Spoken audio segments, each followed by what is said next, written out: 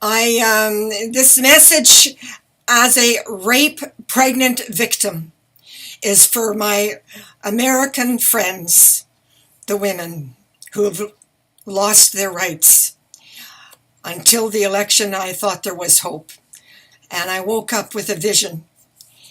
And I need to put this out there. It's a story that I most often don't even remember. It's blocked, the trauma. It's blocked in my memory consciously because I can't live with some of these memories on a daily basis. But you need to fight for your rights, and it's got to be at the federal level. My story is that the first time I was raped, I was drugged. And when I was 16 years old, and when I came to, he said I had to marry him. That's the society I grew up in. Men were raping women, and the women were marrying their rapist. That's right. That was my society in Canada. And it was normal. Police didn't investigate, and there were never any charges. Husbands had the right to rape their wives. I won't mention names, but women were having 15 children because of being raped. Now, not my grandmother. She loved my grandfather and loved every one of her 16 children, and that was her choice. But when I went through what I went through, she backed me all the way. She didn't leave the Catholic Church because the priest had frightened her that if she did, she'd never see her beloved Albert again. But she supported me in everything I did. Well, it was arranged for me to have an abortion. The year was 1961. Well, I was already very ill, and I wasn't sure if my disease, which caused paralyzing, crippling attacks, I had no information as to why, but I had some idea that it was partly I was poisoned as a child, which was true, and the other was that there was a genetic predisposition to something wrong, and that turned out to be true. So I never wanted to have children in the first place, and I wanted to have my tubes tied. But there I was, 16 anyway. I went down to the hotel owner and I cursed him for all eternity because he knew what Don Noble had done to me. It was all set up in a room. I took a cab to the hospital and I told them I'd been raped and you flushed me out. I don't want to get pregnant. And at first they refused, and I said, if you don't, I'm going to the media and I'm going to public. Yeah, that was me. I fought back. So I don't even know what the law was then, but this was, when I was raped, it was 1957, the first time. I'm sorry if I jump around because I'm extremely upset at the loss of rights in the United States and what those women are going to go through. They're going to live in the society that I lived in back in the 50s, 60s, and 70s. So they flushed me out. And by the grace of God, I did not get pregnant because I really don't think the flushing out helped that much, but I wanted to make sure I didn't get a disease. But I never really recovered from that rape and the way society felt. And 3 of my girlfriends married their rapist. Yeah. And one was a victim of incest. Yeah. I fought for all 3. I did stop the incest. Again, I threatened to go to the media and told her mother that if it kept up, I'd publish her name. I'd pay for it and I'd put it in an ad and yeah. And I would have done that. That's me. I started fighting. I was 7 years old. I got the strap because I said Jesus Christ was Jewish. And the nun didn't like my saying that. Well, I called the bishop and I fought and I got a public apology at the Sudbury Arena. Yeah. Don't ever give in. But getting back to rape. When I got raped the second time, I got pregnant. And I decided against the abortion because What if it crippled me and I was in a wheelchair the rest of my life? I already had a condition that paralyzed me, and I took these paralyzing attacks. So I turned that down. But two Arabs from Lebanon came to my rescue, and they knew a lot about how diet and exercise to treat pregnant women, and they took care of me. And they also, the rapist, his wife wanted the child, and I said, "Are you kidding me?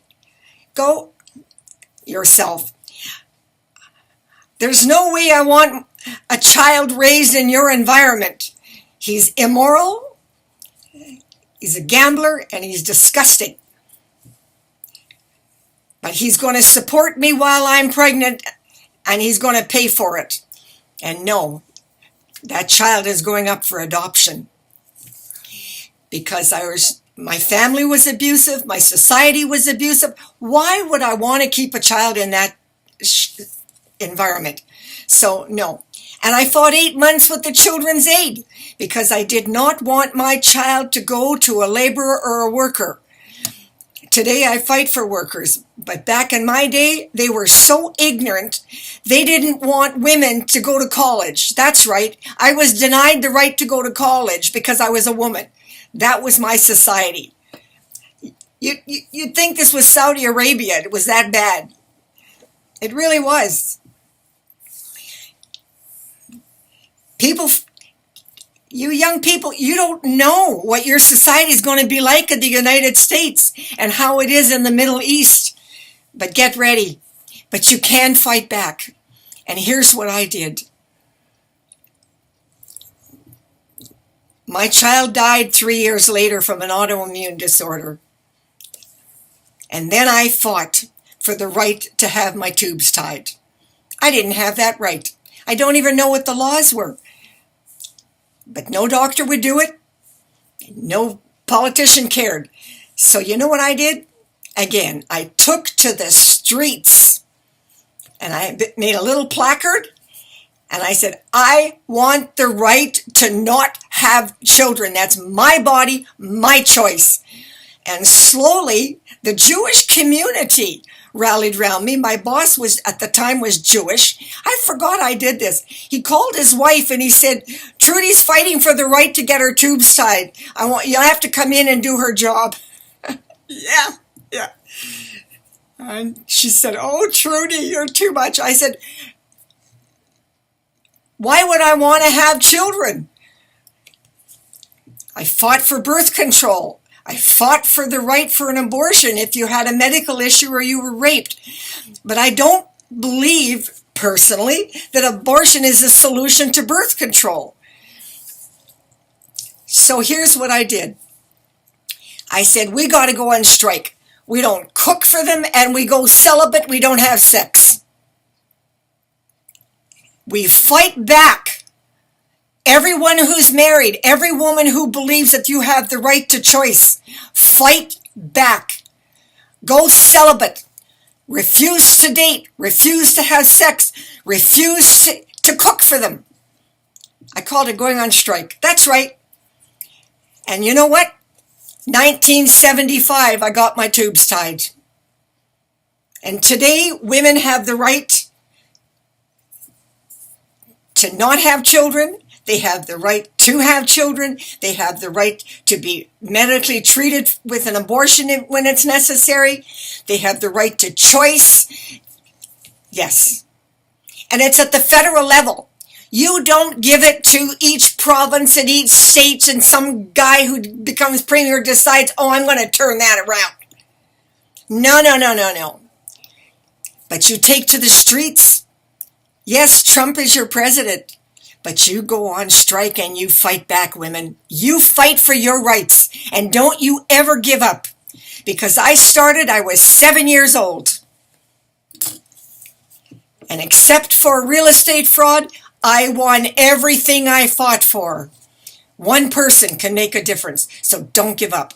And today, I'm going to wear black. I don't have a lot of black, but I'm declaring today a day of mourning. Women have the right to choose.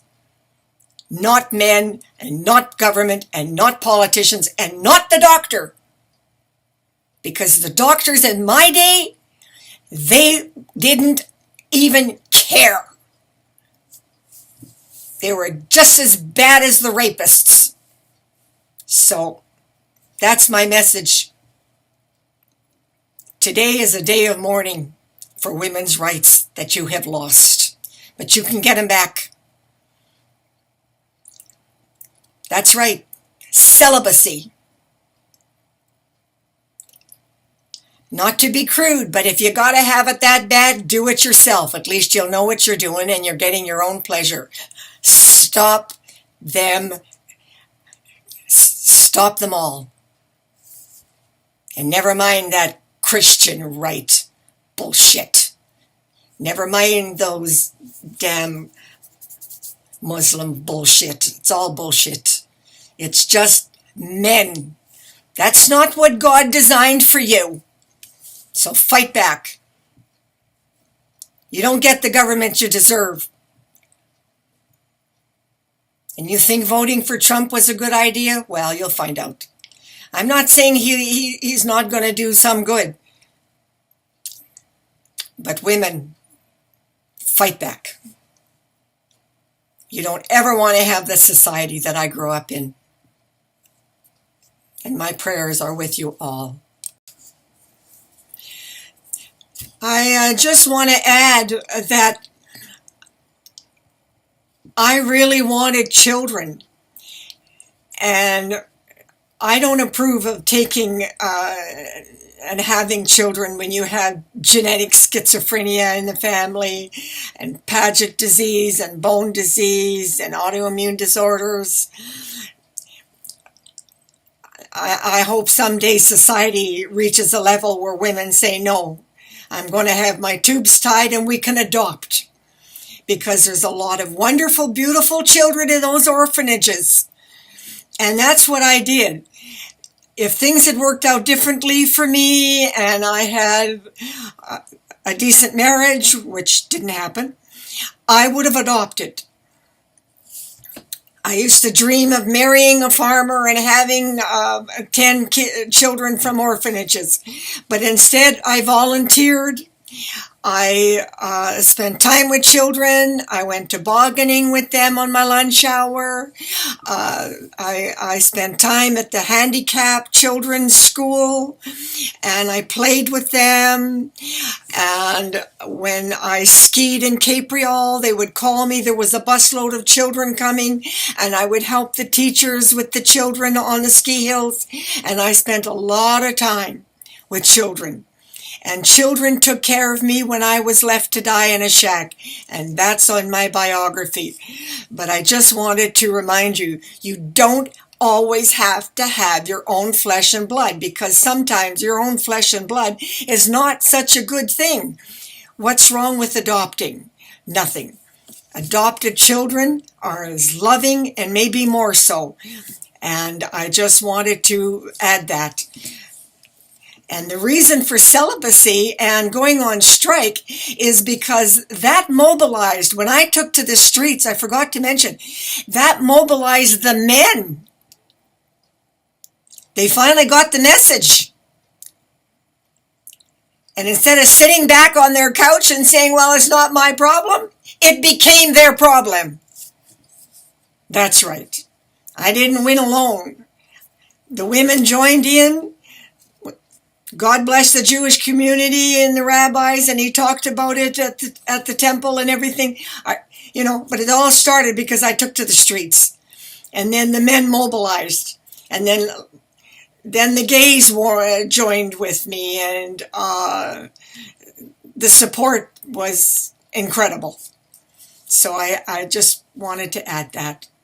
You can win your rights. But that's the reason why you go on strike. You don't cook, you don't clean, you have to clean, but you do not cater to them, and you go celibate. And the men will then start to mobilize, because it becomes their problem as well as yours. That's right. You got to make it their problem. Okay, I hope that's clear. clear, and I will pray for you all. But writing's not enough, prayer's not enough. Take to the streets and fight back. God bless.